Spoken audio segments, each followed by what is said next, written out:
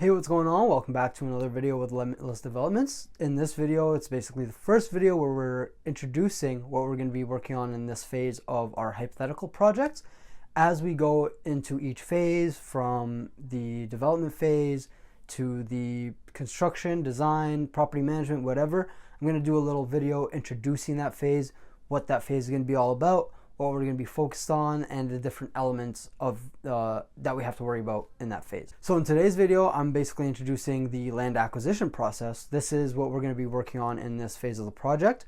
What we're going to be replicating is basically a developer who basically facilitates the project, but we have no internal team. What we do is find land, find development opportunities, then we contract out the design, the construction, and all of that. So in this video, I'm going to be talking about the elements of land acquisition. What are all the things that we're going to be kind of tackling as we start looking for land to develop and looking for a project to start. What is land acquisition? Some people might say, you know, what the hell, why are you overcomplicating it? Just go buy land, put a building on it. So as with any investment, you can kind of go in blind, throw a dart at a board and hope that you come out profitable and you're making money at the end. And sometimes that works. But in order to make sure that you're coming out with a successful project, you're coming out profitable, and that you're making the best use out of your money, is going through that extra process and that extra time going through this due diligence. So that's what makes this process of land acquisition a lot more time consuming and more complex, is that due diligence aspect of it, and making sure that you're not stuck buying land that's going to leave you bankrupt at the end of it. That's basically what land acquisition, what complicates this, is that due diligence process. And not only with that due diligence, make sure that you come out profitable. When you're a developer and you might have to evaluate a couple of projects or a couple of opportunities against each other, this due diligence kind of helps you figure out which project is more profitable, maybe which project is less complex, has less risks involved, and then you can make a choice based on that and know that you're making the best choice. So now that we've gotten kind of what land acquisition, what this process is all about, let's kind of go through the elements, what we're going to have to focus on, and kind of learn as we go through this land acquisition process, kind of in the eyes of a developer or kind of a development coordinator. So one of the first things, of course, one of the most important things, is land search, and you know, the different ways and different tools and methods and strategies and even criteria that developers use to find development opportunities and land to develop on.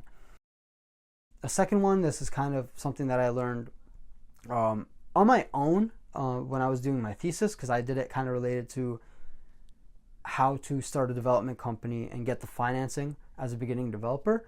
And I kind of wondered, you know, when you're doing these studies, there's time that's kind of taken. How do you secure that land without having to be locked in? So that's one thing that we're also kind of part of this land acquisition process, and we'll kind of talk more about. And you know, in simple terms, it's called lease options agreements, and there's different terms and different kind of agreements, and we'll kind of go through as we go through this process. Another important element of land acquisition is, of course, market studies, and these market studies can be done in different ways, but basically all you're looking at is the economic development of that area, and you know, jobs equal demand for residential. So you want to look at, you know, are there projects, are there companies investing, are there jobs coming out in a certain area when you're evaluating. And this market studies aspect figures out two things. One, the demand for your project. Is there actually residential demand, or is your project going to sit there unsold, or you're going to have to lower the price and be stuck with it? And then two, it helps you figure out how much can you sell your property for this project compared to other buildings around that are similar caliber. Basically helps you figure out what you can sell your project for, and helps kind of figure out that financial forecasting. So next up, and this should be kind of one of the more main ones, but things kind of related to land use regulations, so zoning bylaws, environmental regulations, official plans, things of that sort. And what these basically tell you is what is permitted on that land as soon as you buy it? What can you do as soon as you buy that land based on the regulations and the zoning in that area? Not only will that tell you, okay, what can you do, what things are possible of that project, and you kind of can do your calculations based on that. You can also use official plans to maybe highlight future development opportunities, because those kind of tell you, where cities are kind of looking to spread out to and sprawl to, and where they're kind of outer limits and areas that they want to focus on intensifying and things like that. So you can kind of almost be ahead of the trend if you want to be a long-term, buy and hold type of investor. But as we talk kind of land use regulations, most people think, and especially in school, we mostly talked about, finding zoning that's, ready to go.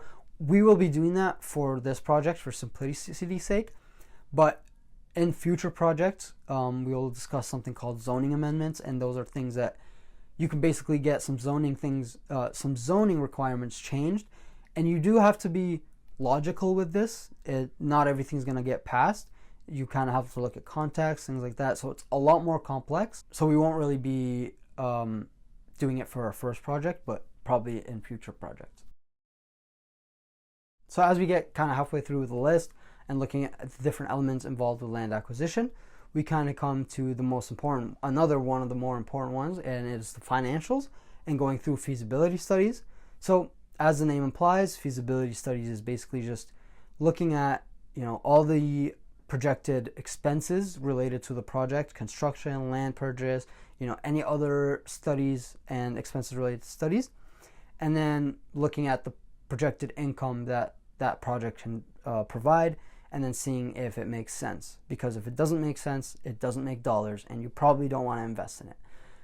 So that's kind of the most important part of feasibility studies, but then also in the financials aspect, but also looking at different land loans, different loan methods, and what they're kind of used for. So as we start off, we're going to be mostly focused on land loans and mezzanine debt. Land loans, as the name implies, is basically the financing for the land that you're going to be buying. And then mezzanine debt is what basically the developers use to kind of cover the middle costs that aren't covered with land loans and aren't covered with construction loans. So like studies, basically due diligence costs that we're going to be going through right now. That's what mezzanine debt is used for. So we'll also be looking at the different financing types that developers rely on. Another element is, of course, geotechnical studies, environmental studies. These are going to be different based on the project, based on your location, what's required, what's not. I know here for Ontario, based on my knowledge, and we're gonna do research as we go through, I don't think a geotechnical study is needed for like a small, single house or something. It's a small building.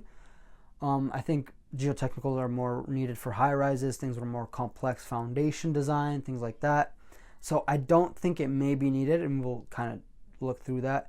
So basically, geotechnical studies look at soil conditions and what can you do with the soil condition, and based on soil conditions, how you can design the foundations.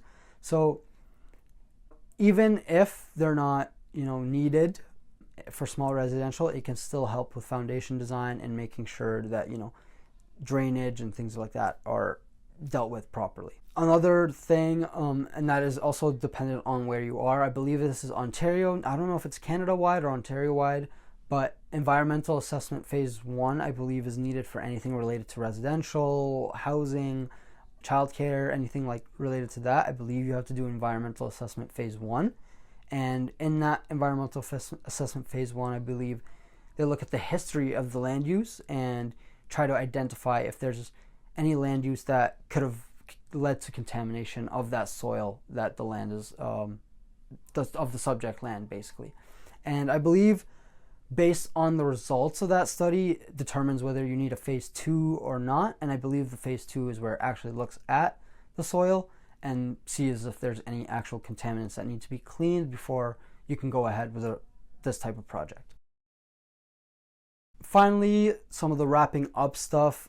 This one's just a little small point, but this is also kind of part of this phase. But this is where we start getting in contact with some of the some of our financees, and basically introduce the project to them, especially if we need some equity financing.